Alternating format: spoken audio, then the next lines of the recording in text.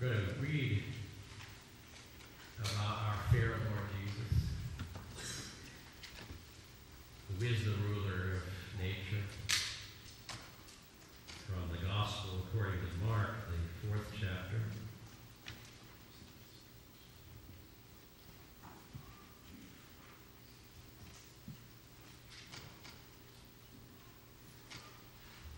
On the evening of that same day, Jesus said to his disciples, "Let us go across to the other side of the lake." So they left the crowd. The disciples got into the boat in which Jesus was already sitting, and they took him with them. Other boats were there too. And suddenly a strong wind blew up, and the waves began to spill over into the boat so that it was about to fill with water. Jesus was in the back of the boat, sleeping with his head on a pillow. The disciples woke him up and said, "Teacher, don't you care that we are about to die?" Jesus stood up and commanded the wind, "Be quiet." And he said to the waves, "Be still." The wind died down, and there was a great calm. Then Jesus said to his disciples, "Why are you frightened? Do you still have no faith?" But they were terribly afraid and began to say to one another, "Who is this man? Even the wind and the waves obey him." May God add a blessing to the reading and the hearing of the word.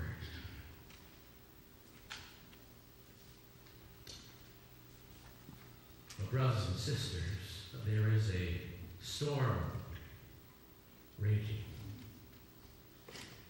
lashing this nation just as surely as the storm that lashed the boat on the sea while Jesus slept and the disciples cowered with fear. It is a storm of racial hatred and fear of one another. Now, this is a storm that's not new. It's a storm that has been raging for a long time. It didn't just start this Wednesday night when a young man, motivated by fear and hatred, walked into the historic Emmanuel African Methodist Episcopal Church in Charleston, South Carolina, last Wednesday night. This event, as my colleague Steve Garvis-Holm points out, is only one wave of a storm that began battering this nation in its earliest days.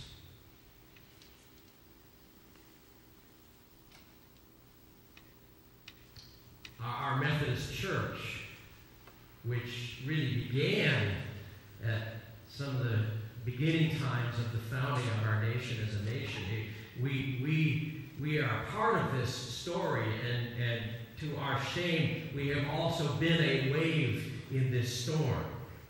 The fact that there is a denomination called the African Methodist Episcopal Church, usually referred to as the AME, is evidence of that fact. This morning, I want to share a little of this story so that we can understand in a deeper way some of the context of these events just of this past week, and to come to understand in a deeper way that the 9 people killed in what is called Mother Emanuel Church this Wednesday are our brother and sister Methodist Christians.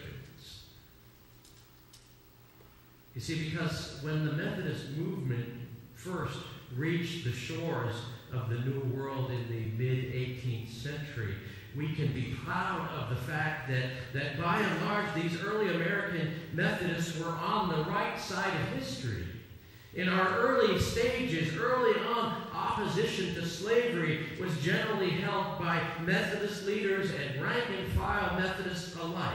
In fact, a statement saying that slavery was contrary to the golden law of God was written into the founding documents that created what was then known as the Methodist Episcopal Church, and is now known as the United Methodist Church. But even more, according to AME historian Mark Kelly Tyler, the Methodist movement in America initially was welcoming and open to African American worshipers. In fact, it was not unusual to see enslaved people preaching to their slave owners in the early Methodist meetings. And black people and white people worshiped side by side. We can be proud of that history. And imagine how that must have been back in those days. But what we can be less proud of is that over time, as the wealthy slave owners began to exert more and more influence, the Methodist Church changed its mind and eventually acquiesced the fears and the prejudices of slave owners and others.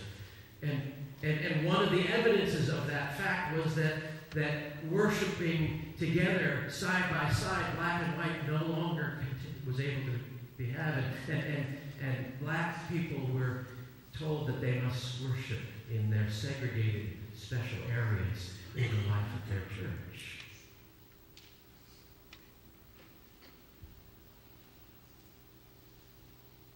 One Sunday, in the year of 1787, a group of black worshipers, in a protest that was echoed many years later when Rosa Parks refused to be moved to the back of the bus in Selma, Alabama, a group of black worshipers led by Richard Allen, an ordained Methodist preacher and free black, staged a walkout of the St. George's Methodist Church in Philadelphia. The reason that they staged this walkout was because they decided that they were going to sit in the white-only section. And again, this will sound like Rosa Parks, won't it? And no doubt Rosa Parks had these folks in mind. But when they sat down and they knelt to prayer, the ushers literally ripped them up from their knees while they were praying and forced them to their reserved section, or their reserved section, or what they felt was their reserved section. And it was because of that Richard Allen and his friends decided to walk out. And from there, a march began for freedom. And part of that march was the creation of the African Methodist Episcopal Church. See, they didn't reject Christianity. They didn't reject John Wesley. They embraced him because they understood that Wesley himself was on their side and that the gospel was on their side. I'll say a little bit more about that later. But this began a separate movement. The AME was the first black governed institution of all, not just the first black owned and governed church, but the first black and governed and owned institution of all in the United States. It all began at what's called the Mother Bethel Church in Philadelphia, where Allen was the first bishop of the AME Church. But other similar walkouts happened in other Methodist churches for the same reasons, and that created the creation of more African Methodist Episcopal churches, including Mother Emanuel AME Church in Charleston, South Carolina, one of the oldest and most historic churches in the AME. So again, here we understand this context.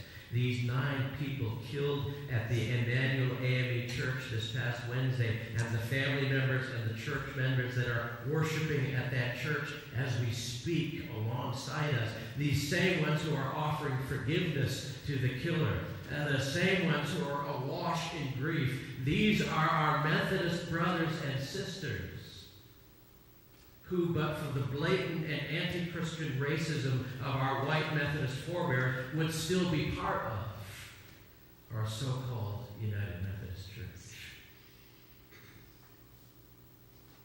That's the context, friends, that ought to have some impact for us as Methodist Christians.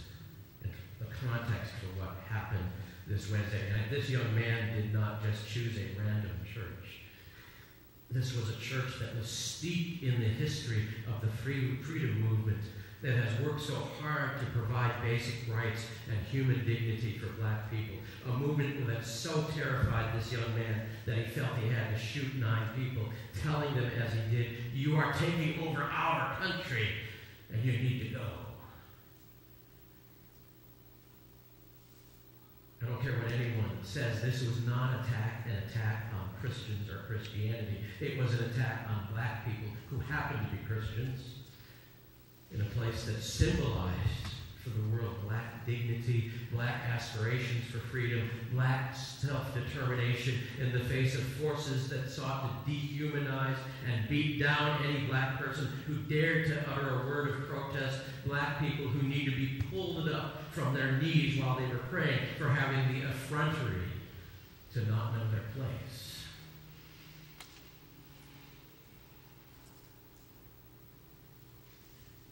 Like I said, this young man killed these 9 people because they were black, not because they were Christians, but they were Christians nonetheless. And that leads me to a question that has always been a wonder and a marvel to me, which is that these folks were Christian at all, given how the folks who taught them the Christian faith treated them.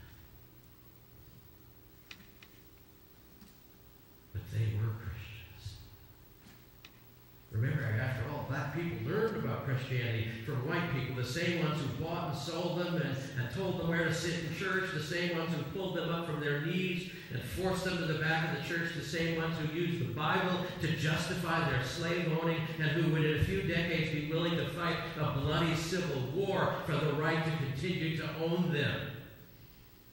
Somehow, miraculously, this is a miracle of God, black people embraced the religion of the very people who whipped them and beat them and raped them. What did they see in this faith that was so poorly and demonically misrepresented by the ones who told them about it? Why did they embrace that faith? I don't understand it. Do you? But embrace it. They did. And I have a few ideas. I think what happened was that the slave owners forgot a few things about our faith when they shared it with these folks. They forgot that in telling their slaves about the mighty acts of God in history and about Jesus and about the Bible, that sooner or later these folks would read in the Bible about how God sent a deliverer, Moses, to deliver the Israelites from slavery in Egypt. They forgot that. They forgot that in telling these people about Jesus, that they would find out that Jesus hung out with folks just like them. The marginalized and the despised and the disregarded and the forgotten. And how Jesus, over and over again, if he had anything negative to say, it was against the religious leaders who he chastised for their complete misrepresentation of how they lived out their faith and the ways that they obfuscated their faith so that they could perpetuate bigotry and hatred.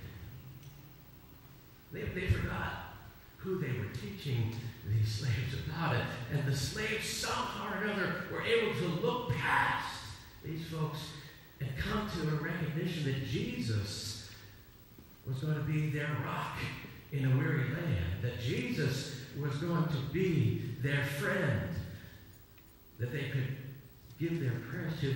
That Jesus was going to send Moses in the form of a woman named Harriet Tubman to bring deliverance.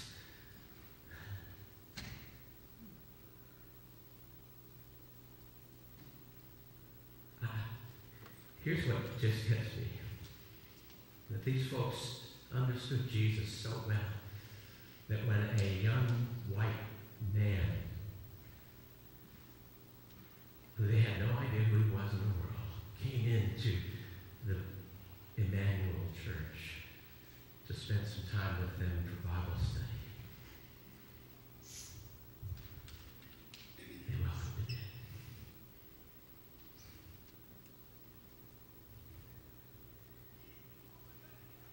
in. They prayed with him. And then he prayed on them.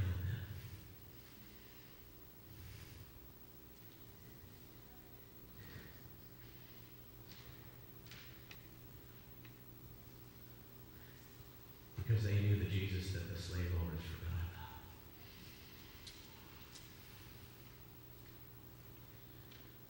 You know, every time I've ever been, not that this has happened a lot, but remember, I grew up in Chicago, and a few more black people around there than around here. Every time I've ever been to a black church, I've been so warmly welcomed. And it's just a miracle. Given all of this context and history. This week I heard from some folks in my former church that one of our members who had moved to Arizona had passed away. She was an African-American woman. And when she started coming to our church, she told me about how hard it had been for her to find a church in the Nashua area. And that she'd go to churches that would just simply pretend that she wasn't even there.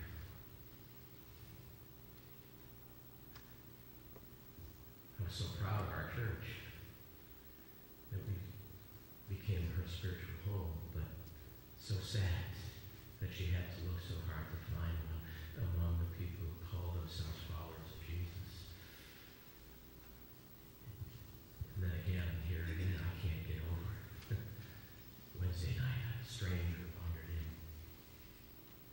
to pray, supposedly.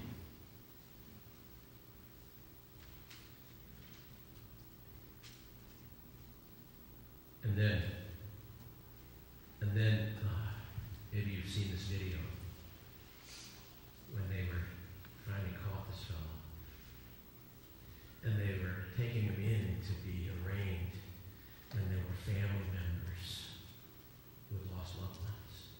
Less than 24 hours after he had ripped their lives apart. Have you seen this? He said, I forgive you. You've taken something so precious from me. But I forgive you. That's Jesus. That's what keeps me going. I hope that's what keeps you going. The hope that somehow or another we would have something that would make us bigger rather than something that was an excuse to make excuses for why we can stay the same. Something that would allow me to welcome somebody who I had no reason to welcome, somebody that I had every reason to be afraid of, into my home and into my church, and something that would allow me to forgive someone.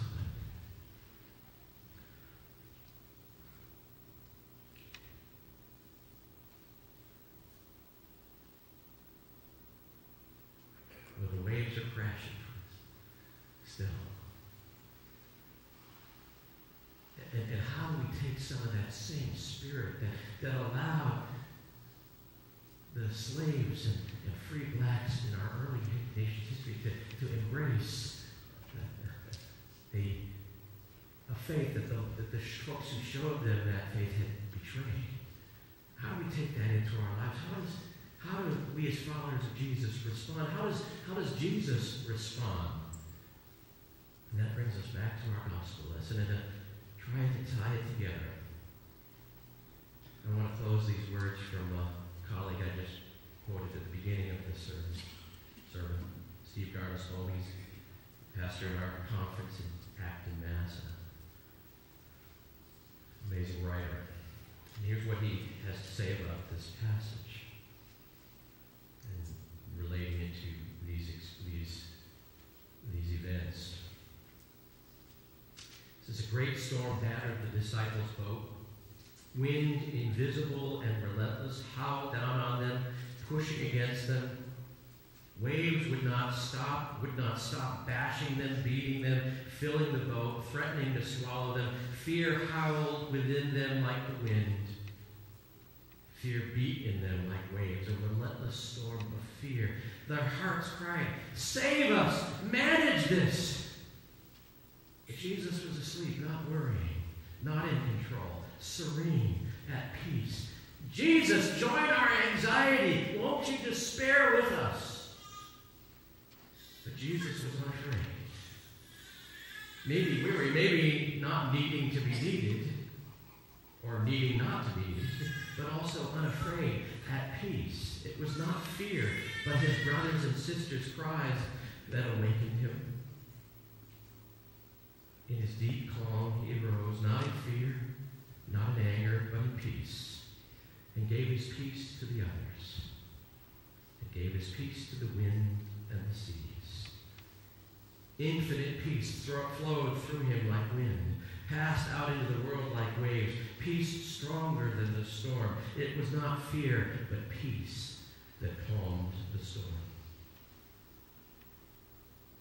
The man of peace cries out in our own souls, calms the storms of our fears, grants us peace beyond understanding. We let it fill us, that divine peace, deep peace with all the world, deepest love for this world and all its children, children with and without mercy, peace with the world and all its raging wounds, peace even with the storm, for it is peace with all life. This peace is also agony for our sisters and brothers. It is care that we are perishing, but it is care, not fear. It is deep peace, and in that peace we shall awaken. Not fear, but our sisters and brothers' cries awaken us. We rise as Christ rises, always in hope, in deep peace, not in fear and anger. We will rise and stand in the storm. The wind will whip us, the waves will batter us, but we will stand because Christ stands in us. We will cry out to the storm and cry out to our sisters and brothers with a peace stronger than the storm. Peace, be still. The wind will still lash us. The waves batter. Fear will react. Anger will rise like new waves. The wounds will retract and hide, afraid to be touched. The wind, afraid to be named. But in the storm we shall stand in that peace that is love. Cry out with that peace that is anguish. Hold fast with that peace that is courage. Endure with that peace stronger than the storm.